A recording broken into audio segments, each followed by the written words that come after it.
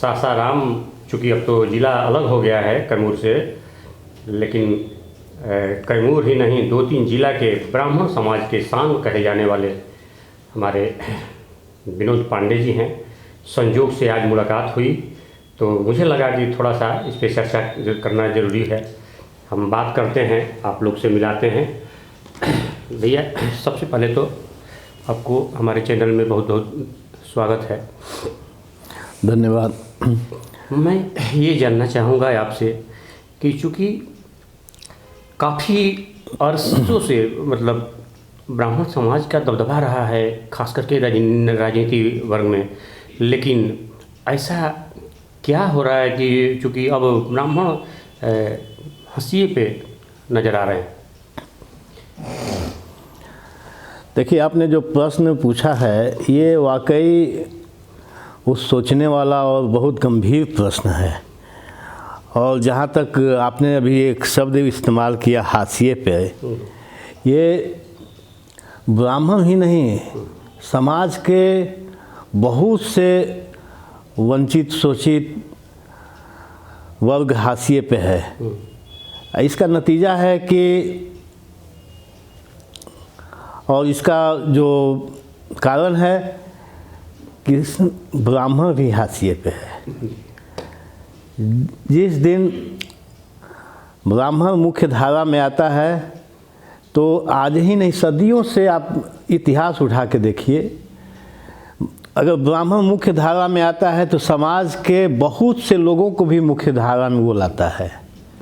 आज एक या तो साजिश के तहत या कोई न कोई इसके पीछे बहुत ही विशेष कारण हो या जानबूझ के, ऐसा पता नहीं, इसमें ये शोध का विषय है, सोच का विषय है, विचार का विषय है कि जहाँ सदियों पहले ऐसा कोई महाराजा, ऐसा कोई भी, चाहे मुग़ल काल हो चाहे उससे पहले का काल हो, ऐसा कोई शासन नहीं रहा है जिस शासन में ब्राह्मण को लेकर वो लोग नहीं चले हैं। लेकिन आज ये एक शोध का विषय है कि क्यों हाशिए पे है। अच्छा, हाशिए पर ब्राह्मण को होने से ब्राह्मण का कोई नुकसान नहीं। ब्राह्मण जहाँ है अपना जीवन यापन जैसे भी है वो अपने शिक्षा के बदौलत, अपने बुद्धि के बदौलत कर ही लेता है। दुख की बात है कि जब ब्राह्मण हाशिए पर जाता है तो समाज के बहुत से वंचित, शोषित और पिछड़े वर्ग भी हाशिए पर चला जाता है। दुख ब्राह्मण का हाशिए पर जाने का नहीं है, दुख है समाज के और लोगों को हाशिए पर जाने का है। कि जैसा कि आपने देखा, जाहिर सी बात है कि ब्राह्मण एक ऐसा सोच है, ये जाति नहीं कहेंगे, क्योंकि हर वर्ग को लेकर के चलने वाला है और समाज का नुकसान है, इससे हमारा देश का जो है नुकसान है, इसमें किसी ब्राह्मण का नुकसान नहीं है। इसमें थोड़ा सा मैं ये जानना चाहूँगा कि चूँकि ब्राह्मण तो बहुत बुद्धिजीवी वर्ग होते हैं और ख़ास करके चूँकि पहले कांग्रेस में जितने लोग थे वो तो बीजेपी में अब लगभग आ गए हैं मैक्सिमम लोग, तो उसमें अब चूँकि आज भी कहा जा रहा है कि मोदी जी जो है सनातनी हैं और सनातन को लेकर चलते हैं या ब्राह्मण समाज के लिए जाने जाते हैं ज़्यादा करके, लेकिन फिर भी ब्राह्मण आज एक संसदीय बोर्ड में एक भी चेहरा न होना, इवन नितिन गडकरी का भी उसमें नाम नहीं है, तो ये कैसा देखते हैं? ये आपका जो प्रश्न है इसमें कुछ राजनीति का भी बू आ रहा है। ये राजनीतिक प्रश्न है और मैं इससे सहमत हूँ कि अभी संसदीय बोर्ड में या मोदी जी का या भाजपा शासन में ब्राह्मणों को जो भी उचित प्रतिनिधित्व है वो नहीं दिया गया है। लेकिन मुझे इस बात का खुशी है और गर्व है कि कांग्रेस के शासन में हमेशा से ब्राह्मणों का जो भी उचित प्रतिनिधित्व है, हक है, वो दिया जाता रहा है और उसी का नतीजा रहा है कि समाज के नीचे तबके के लोगों का भी हक दिया जाता रहा है। लेकिन ब्राह्मण समाज पे एक ये भी इल्ज़ाम लगाए जा रहे हैं कि ब्राह्मण समाज, जैसा कि मोहन भागवत जी ने भी कहा था कि ब्राह्मण समाज ने ही जाति का मतलब कि कहीं ना कहीं नींव रखा, जातियों में बांटा। नहीं, ऐसा बिल्कुल नहीं, इससे मैं बिल्कुल सहमत नहीं हूँ। और अभी जो भी समाज चलता है या समाज के जो भी बुद्धिजीवी लोग मनु स्मृति के भी कहने पर चलते हैं या मनु स्मृति पर चलते हैं, मनु जी तो कहीं ब्राह्मण नहीं थे, वो तो क्षत्रिय थे जी। तो ऐसे आरोप लगाना और इस तरह का बात कहना ये बिल्कुल ही निराधार है। इससे मैं बिल्कुल सहमत नहीं हूँ। ब्राह्मण का फिर पहले जैसा कुछ होगा? देखिए, जब समाज किसी नए अपने विचार से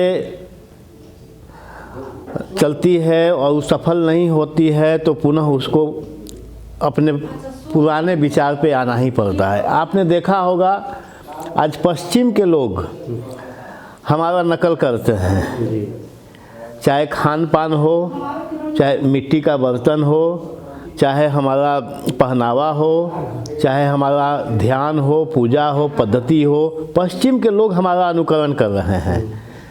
और पहले आप देखे होंगे हम ही के जनरेशन में, अभी 10 साल पहले देखे होंगे कि हम पश्चिम का अनुकरण करते थे, पश्चिम के लोगों के पीछे जाते थे।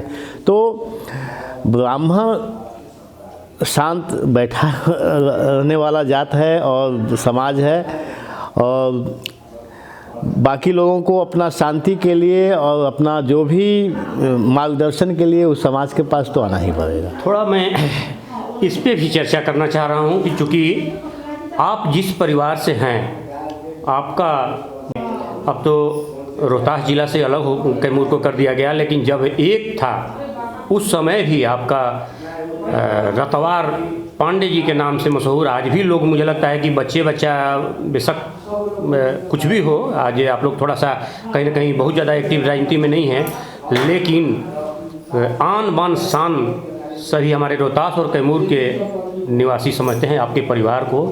और श्याम नारायण पांडे जी के लड़के हैं, तो इसमें थोड़ा सा मैं एक जानना ज़रूरी समझता हूँ कि चूँकि कांग्रेस की तरफ से या राजद की तरफ से कोई भी, मतलब राजद तो चलिए लोकल पार्टी है, कांग्रेस के भी तरफ से किसी तरह का अभी तक इस पर विरोध नहीं नज़र आ रहा है, चूँकि आज भी 8-8 पेंशन एक नेताओं को मिलता है। इस पे आप क्या कहेंगे?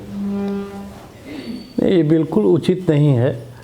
और देखिए, मैं जहाँ तक मेरे परिवार का बात किया और इतिहास का बात आपने किया, हाँ ये सच्चाई है, सही है कि हमारे पिताजी कांग्रेस में बहुत दिनों तक सेवा की और समाज का प्रतिनिधित्व किया। उससे पहले हमारे दादाजी थे स्वर्गीय गुप्तेश्वर पांडे जी, शाहाबाद जिला के डिस्ट्रिक्ट बोर्ड के चेयरमैन थे, शाहाबाद के एक प्रथम विधायक भी थे। और लेकिन हमने कभी इसका मार्केटिंग नहीं किया और कभी हम लोग इस पर विश्वास भी नहीं करते हैं। आज युग मार्केटिंग का आ गया। आप किसी से अगर कहीं का विधायक भी पूछेंगे कि यहाँ का विधायक कौन बनेगा, तो बहुत से लोग बोलेंगे कि मोदी जी। यहाँ का मुख्यमंत्री कौन बनेगा तो बहुत, ये मार्केटिंग है, ये एक साजिश के तहत तथाकथित मार्केटिंग है। मैं ऐसे राजनीति पर या ऐसे विचारधारा या ऐसे सेवा पर मैं विश्वास नहीं करता हूँ। और एक कहावत है पुराना कि काम कम, हम लोग के देहात में कहावत है, काम कम फिक्र ज़्यादा और जिक्र उससे भी ज़्यादा।